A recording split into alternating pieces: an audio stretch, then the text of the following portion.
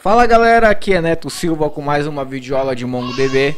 E hoje eu vou falar, se o Arthur ali na sala do lado deixar, sobre índices, ID, ISODate, e eu vou explicar para vocês como é que funciona a indexação no MongoDB. Então vamos de videoaula. Índices eles armazenam parte de coleções em estruturas especiais. Essas estruturas especiais nada mais são do que os metadados, que fazem com que a nossa arquitetura do sistema consiga encontrar mais rápido aquele dado que a gente está procurando. Imaginando uma coleção de milhares de milhões de documentos, né? Você procurar um documento em específico. Então, para que você consiga achar isso sem consumir muito desempenho da tua máquina, do teu servidor, ou consumir muito da tua plataforma de banco de dados, no caso do MongoDB, você vai criar índices para que a tua estrutura consiga encontrar esses dados mais rápido, tá? Os índices armazenam parte de documentos específicos, no caso eles criam metadados e armazenam parte desse documento nesse metadado.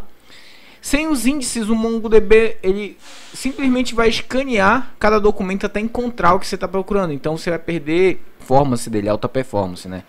Quando você tem uma indexação correta lá, a tua query ela vai bater lá naquela indexação, vai identificar ali o caminho certo para achar o dado que você está procurando e você e esse dado vai retornar para você de uma forma muito mais rápida, tá? Então, se você tiver dúvidas, você vai ali no manual do MongoDB, na barra indexes, tá bom?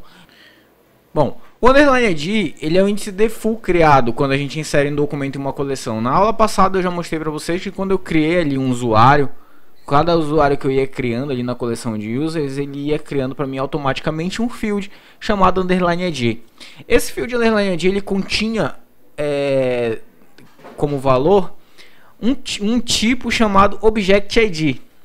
O Object ID ele nada mais é do que um tipo especial BSON, tá? Que é o padrão de dados armazenado no MongoDB. E o Object ID ele é gerado baseado no timestamp.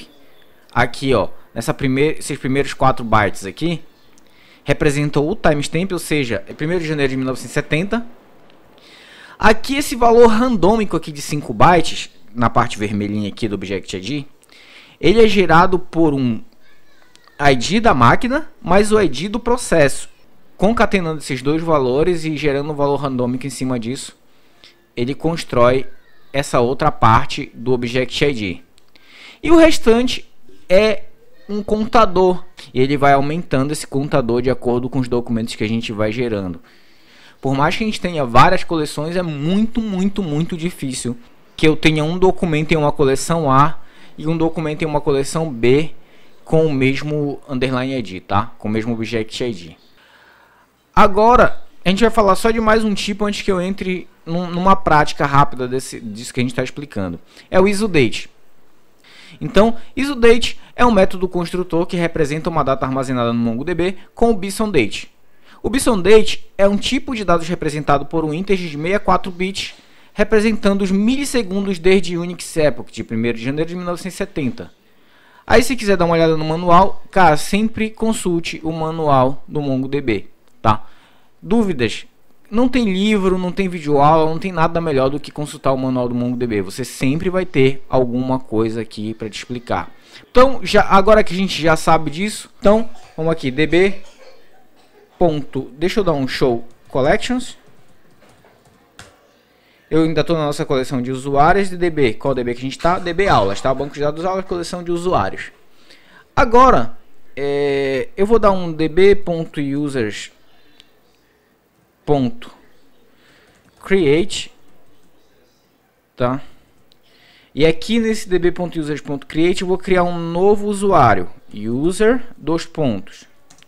o Henrique Silva, e aqui eu vou colocar aqui um create at new date. A gente pode usar JavaScript aqui no console do MongoDB, tá? Então, new date, a função new date lá do JavaScript, dou um enter. Opa, não é create, tá? Desculpa, é insert.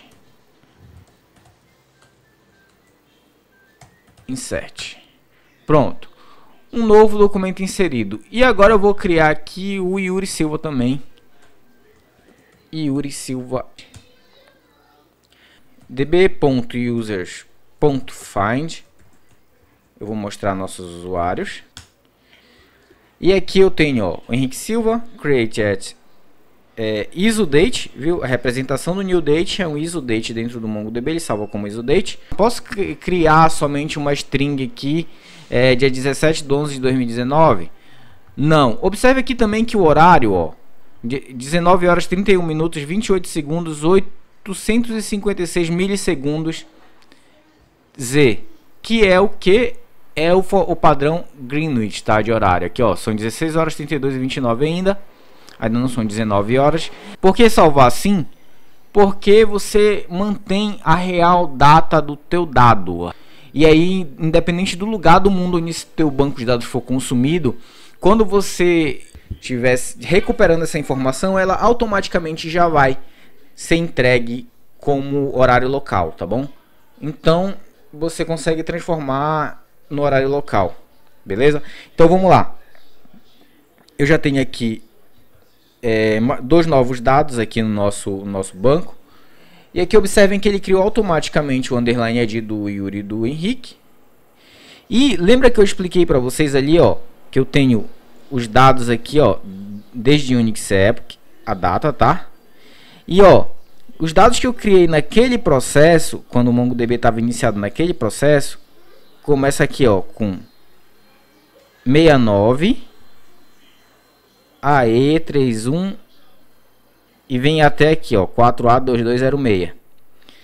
Tá vendo? Ele é igualzinho aqui, ó, exatamente a mesma coisa. Por quê? Porque aqui é o ID da minha máquina e mais o processo do MongoDB que estava iniciado naquela videoaula que eu gravei ontem. Aqui não. Aqui, como eu já iniciei um novo processo e a videoaula foi gravada hoje, o dado já foi gerado de uma outra forma randomicamente, tá vendo? Então, toda vez que eu iniciar o MongoDB ou iniciar uma nova instância, esse valor randômico ele já vai mudar, tá? Então, é bem difícil mesmo de se repetir um underline ID entre coleções ou entre bancos de dados, tá bom? Então, vamos lá. Como é que eu sei quais são os índices já presentes nessa minha coleção? db.users.get indexes. Eu dei um enter aqui e ele já mostrou para mim que eu tenho um índice só, tá vendo? Retornou um array com um único dado. Versão 2, valor da chave, underline ID 1 crescente, tá? Se fosse menos 1 era decrescente. Name, o nome desse índice, underline ID underline. E NS, que é a coleção que ele representa aqui. Aulas.users. Aulas é o banco, users é a collection que a gente tem. A documentação do MongoDB e a nossa experiência com o MongoDB, ela nos mostra que os índices eles foram feitos para garantir desempenho das nossas queries, né? Então, como eu sei que eu quero resgatar dados mais rápidos através do MongoDB, aí a gente criou aqui um novo field aqui dizendo create chat. Eu quero saber assim, por exemplo, digamos que eu tenho um db.posts, uma coleção de posts, ponto insert aqui para inserir um novo post. E aí eu vou pegar aqui post, dois pontos, vou colocar aqui uma string, né? Olá, esse é meu primeiro post. E aí, quem é o usuário que criou esse post? Depois eu posso colocar título, etc, tá? Mas só para critério de experimento mesmo. O usuário que criou esse post aqui eu vou colocar como o Yuri, tá? Object ID do Yuri. User, para referenciar lá na coleção de usuários, tá? Eu tenho uma coleção de posts. E isso daqui já é a nossa primeira relação entre coleções. Por que eu não saio colocando os posts dentro de usuário? Porque imagina no teu feed do Facebook ali. Você tem milhares de posts. Tem gente que posta muita coisa por dia, centenas de posts por dia. Então não tem sentido você armazenar um array com centenas de posts em um documento de um usuário, na própria coleção do usuário. Você pode criar e referenciar o usuário na coleção de posts, tá? Então vamos lá. User, Ctrl Shift V aqui para colar o ID do Yuri. E aí você vai inserir esse novo post aqui, ó. Lá, esse é meu primeiro post. Só que, para que a gente tenha como recuperar esse dado de uma forma mais rápida, além do índice do usuário e o índice que vai ser criado automaticamente nesse post, eu posso também colocar aqui um create at, que é a data de criação do post. Eu posso não, eu devo, né, que um post ele tem que ter uma data de criação.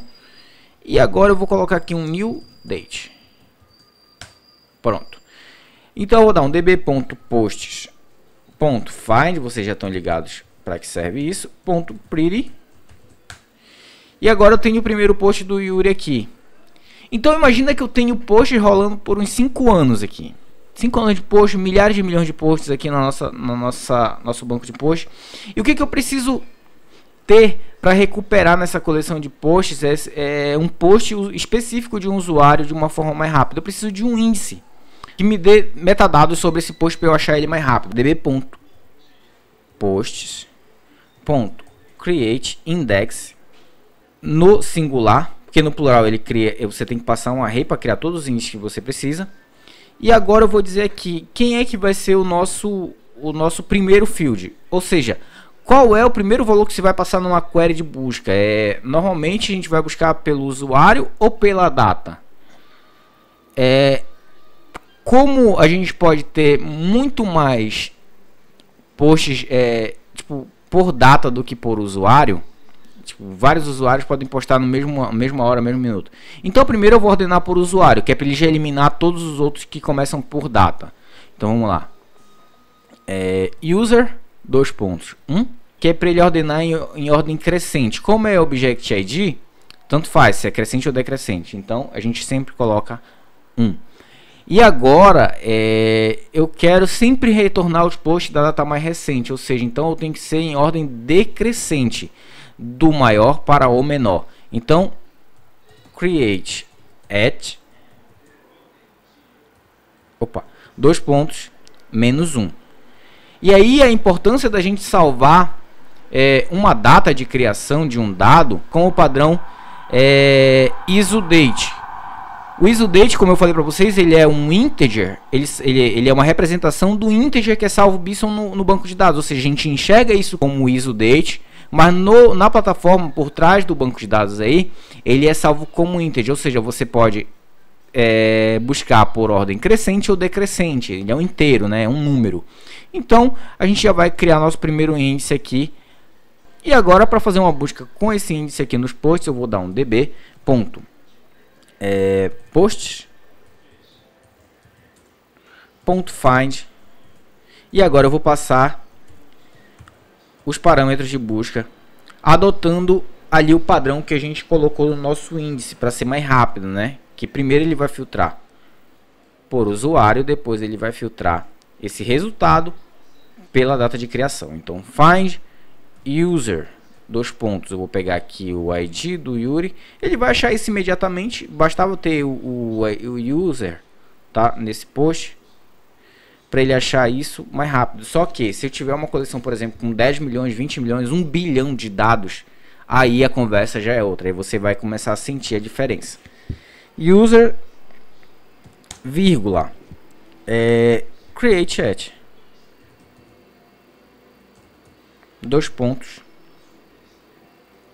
eu vou pegar essa data aqui. Legal.